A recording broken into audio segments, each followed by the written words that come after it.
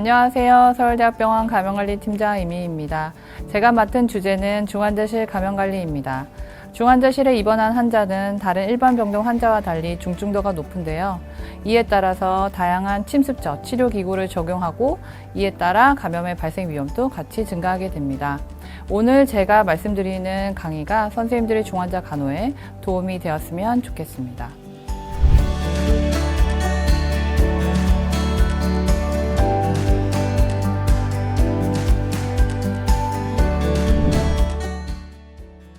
안녕하세요. 중환자실에서의 감염관리 강의 시작하도록 하겠습니다.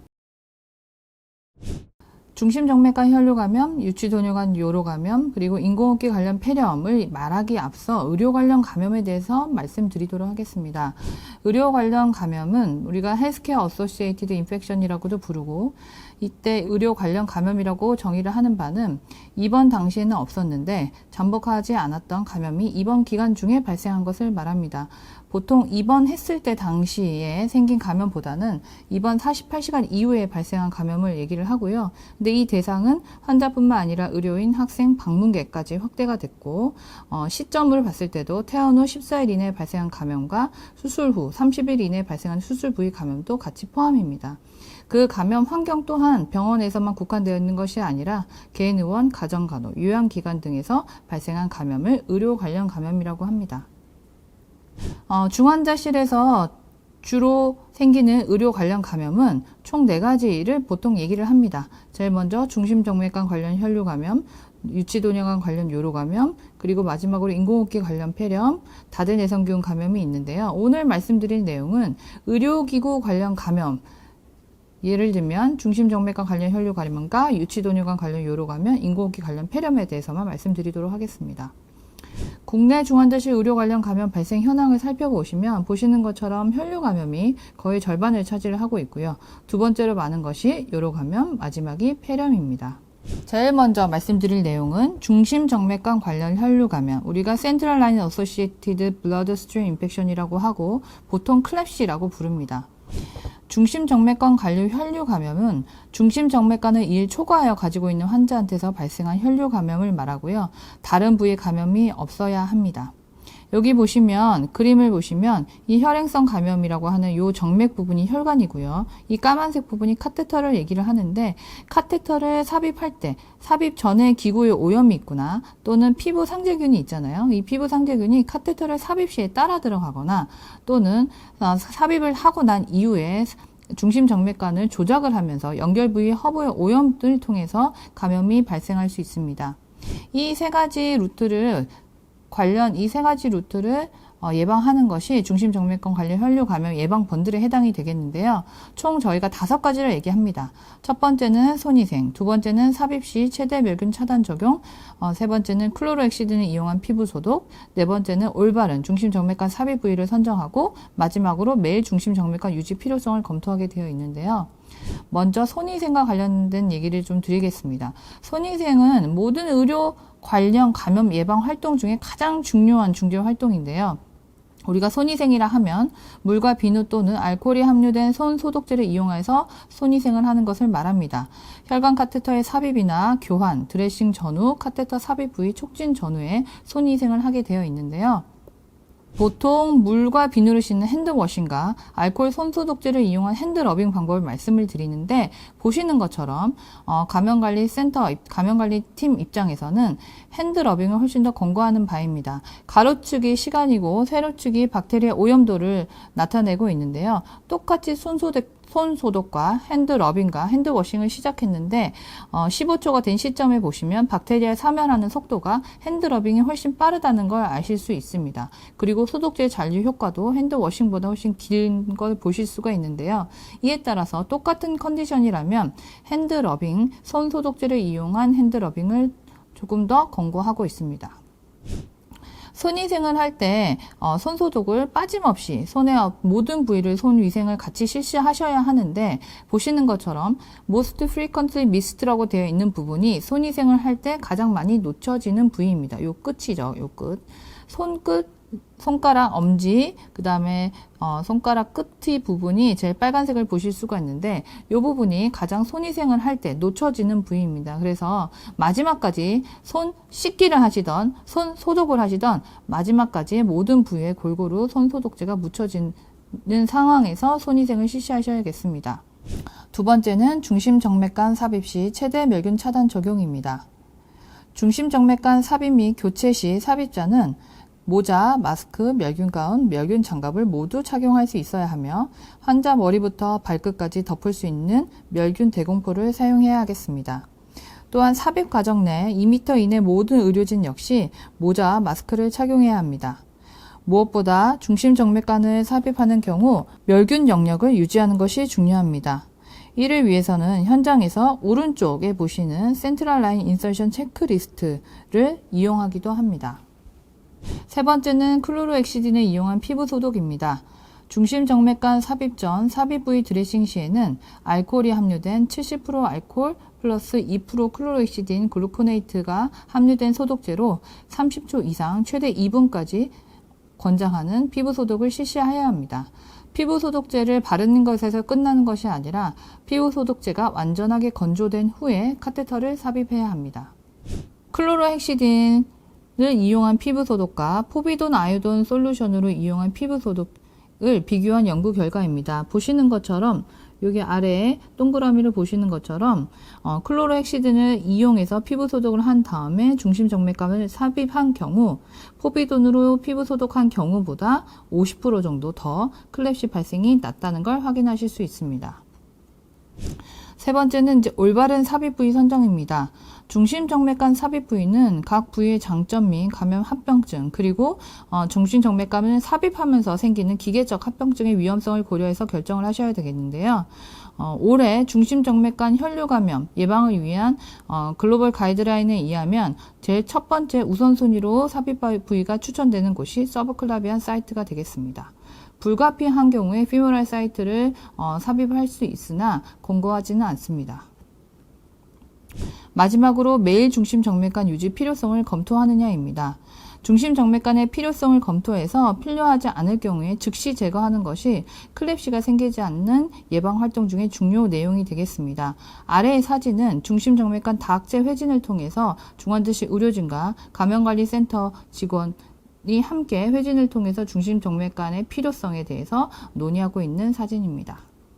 앞에 있는 5가지 내용은 중심정맥관 삽입을 할 때 클랩시를 생기지 않게끔 하는 중재활동과 관련해서 설명을 드렸고요.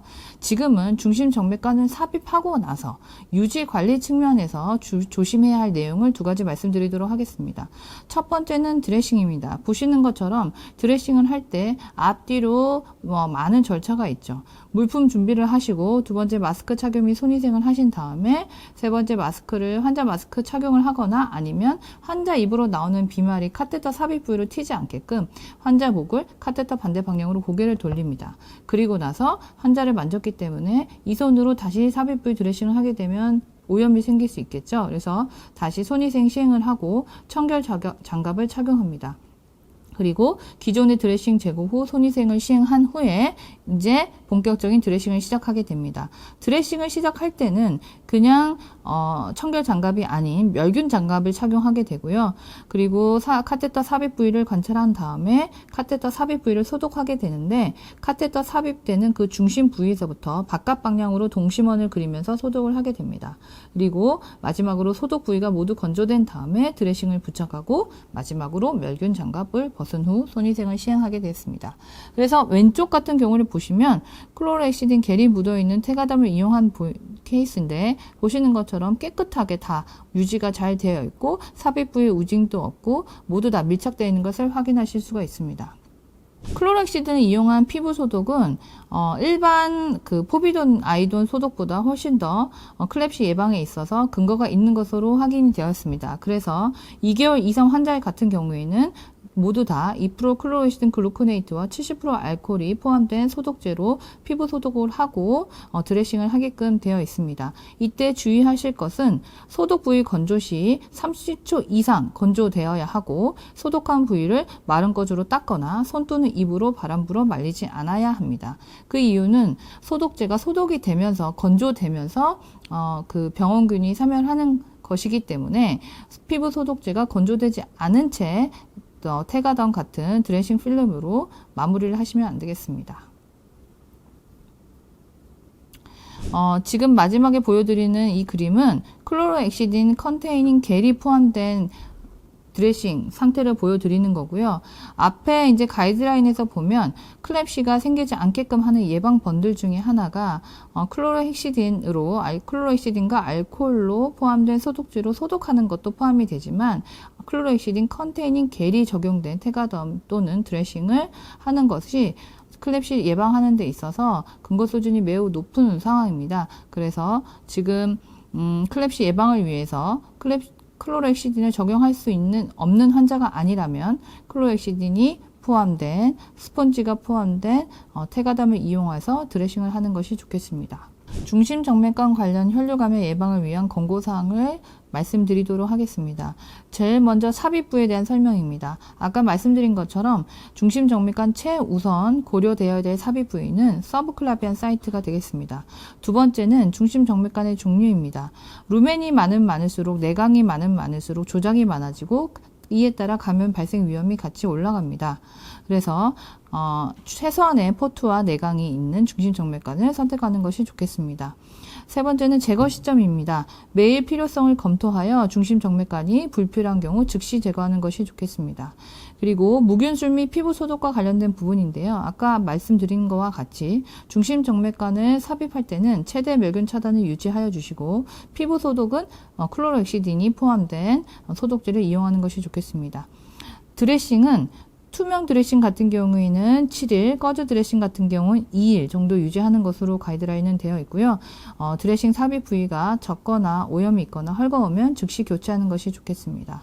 그리고 중심정맥관 관련 혈류 감염 예방을 위해서 수액 주입 세트 관리는 최소 96시간마다 교체하는 것이 좋겠고 혈액 지방 유탁에 주입한 경우에는 24시간 이내 교체하는 것이 좋겠습니다.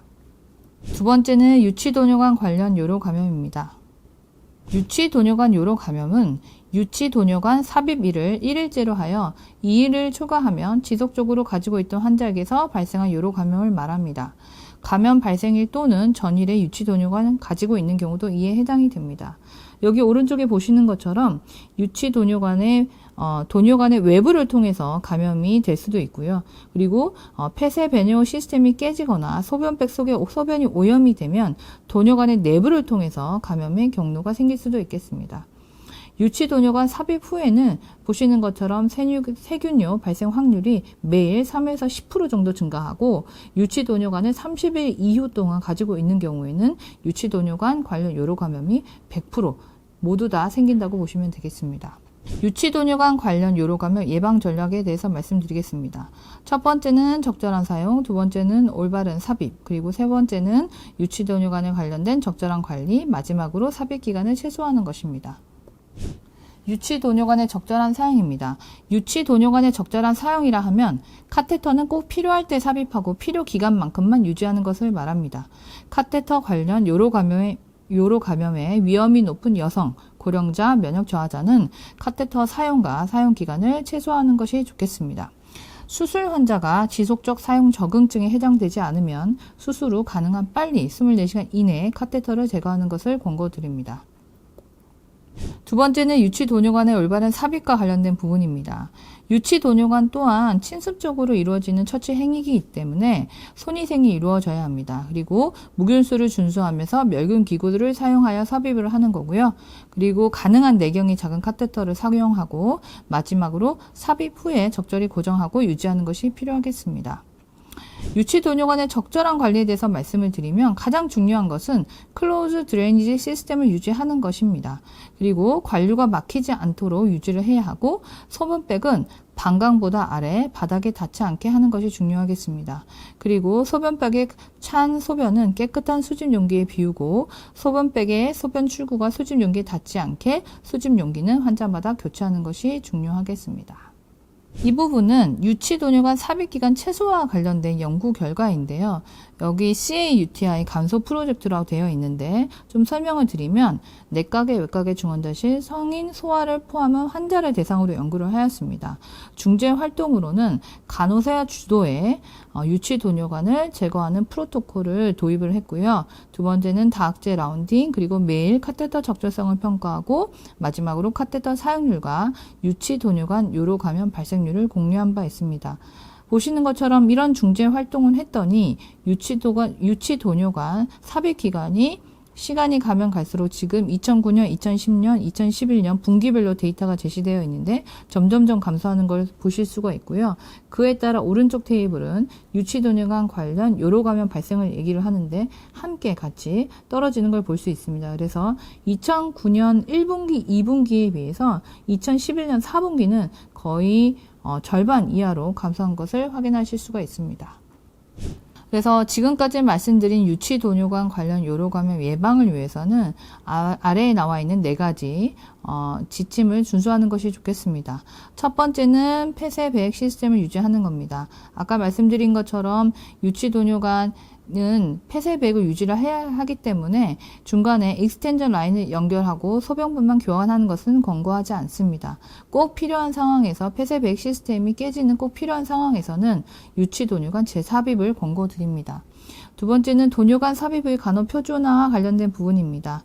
1회 이상 멸균 생리식염수를 적신 꺼주로 시행하는 것이 좋겠고 대변이나 오염으로 심하게 오염된 경우에는 베타딘 제제를 사용하는 것이 좋겠습니다. 그리고 세 번째는 적절한 소독제 사용입니다. 유치 도뇨관 삽입 및 단순 종료 시에는 베타딘 제제를 사용하고 유치 도뇨관을 통한 소변 배양 검사 검체 채취 시에는 이프로클로레신 알코올이나 한매 포장의 알코올 솜을 사용하는 것이 좋겠습니다. 그리고 마지막으로 소변 역류 예방 및 관리 유지와 관련된 내용입니다. 환자 이동 시에는 소변백은 비우고 클램핑 시행 후 이동을 하며 검사나 시술이 길어질 경우에는 소변병을 클램핑해서 내버려 두지 않고 소변백을 방광 아래로 위치하도록 하고 디클램핑을 유지하는 것이 좋겠습니다.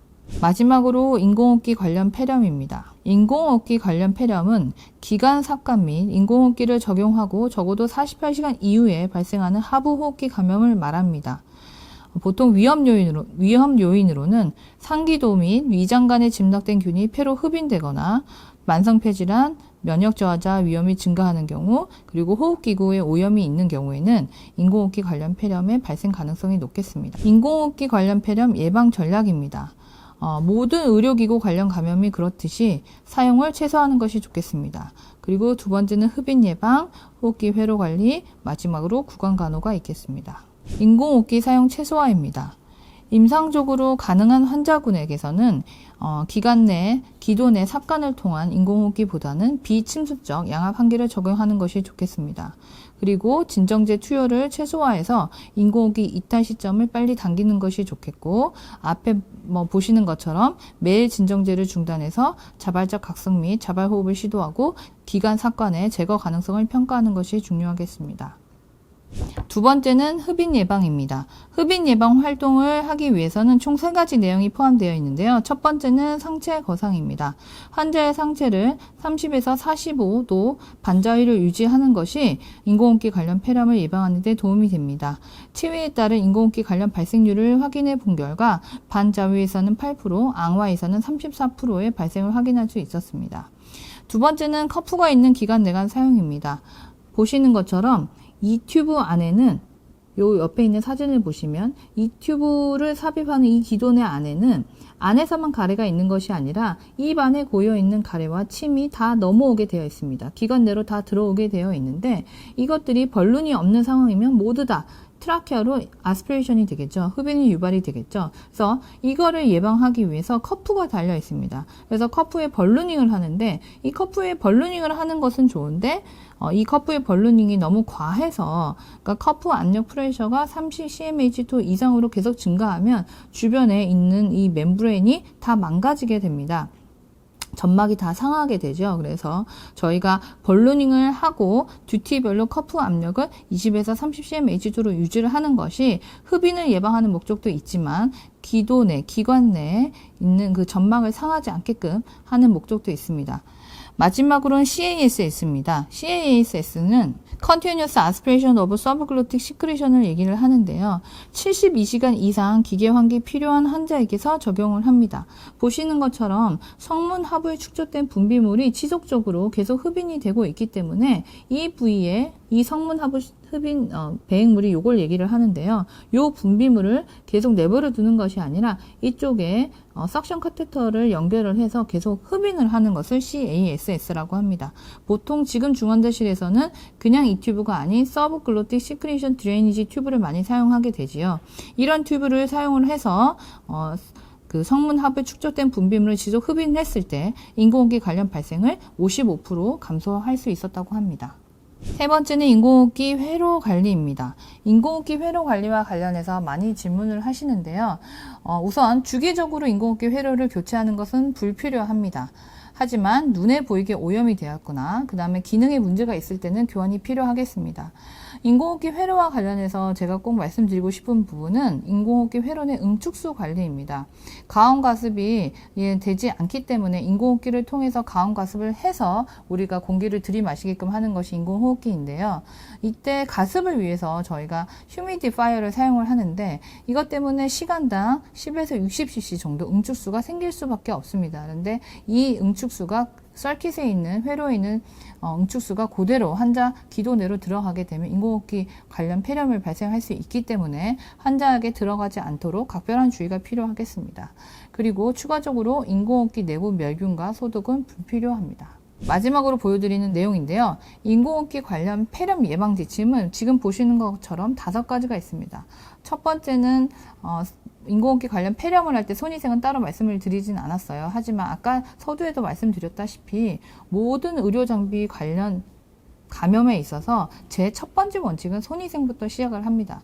그래서 지금 보시는 것처럼 손위생이고 손위생은 인공호흡기 조작 후나 호흡기 치료 전후, 호흡기 치료라 하면 석션과 네블라이저 같은 부분이 포함이 되겠고요. 두 번째는 30에서 45도 상체 거상입니다. 특히 L튜브 피딩이나 제존스토미 피딩 같은 장관 영양을 시행할 경우에는 상체 거상이 무엇보다 중요하겠습니다. 그리고 세 번째는 DVT 예방을 하기 위한 스타킹이나 IPC 같은 기계를 적용하는 것이고요. 네 번째는 흡인 예방입니다. 장관 영양 전에 석션하는 것도 포함이고요. 그리고 기관 내 커프 수축 전에 석션도 필요합니다. 아까 말씀드린 것처럼 성문 하내 분비물이 많다고 말씀을 드렸는데 그로 인해서 커프의 벌리닝을 유지하고 지나친 압력으로 인해서 기관 내에 점막이 상하는 것을 방지하기 위해서 커프 프레셔도 모니터링 한다고 말씀을 드렸는데요. 때에 따라 저희가 커프를 디벌리닝 하는 경우도 있죠. 그래서 커프를 수축하기 전에는 그 분비물이 있다는 걸 항상 인지하시고 수축 전에 석션하는 것이 중요하겠습니다. 그리고 호흡기 외래 응축수는 주기적 배출이 필요하겠습니다. 마지막으로 구강간호입니다.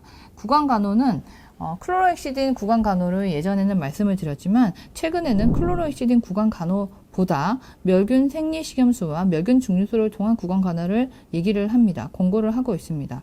따라서 꼭 클로로엑시딘이 아니더라도 투스 브러싱을 통해서 하는 구강간호가 인공호흡기 관련 폐렴 예방에 있어서 중요한 활동이 되겠습니다. 오늘 중환자실 감염 관리를 위해서 강의를 하였는데요. 중환자실 감염 관리에는 많은 내용이 있지만 그 중에서도 의료기구 관련 감염이 많이 발생하는 곳입니다. 그래서 제가 오늘 클랩시와 CAUTI, VAP에 대해서 주로 말씀을 드렸는데요. 중심정맥관 혈류감염, 유치도뇨관 요로감염, 인공호흡기 관련 폐렴을 발생을 예방하기 위해서 주로 중환자실 간호사들이 해야 하는 활동에 대해서 숙지를 하시고 정확한 수행을 하는 것이 필요하겠습니다. 이상입니다. 오늘 말씀드린 중환자실 감염 관리에서는 특히 의료기구 관련 감염에 대해서 제가 말씀을 드렸는데요. 중심정맥관 관련 혈류 감염, 유치도뇨관 관련 요로 감염, 인공호흡기 관련 폐렴을 예방하는 간호 지침을 숙지하는 것이 필요하겠습니다.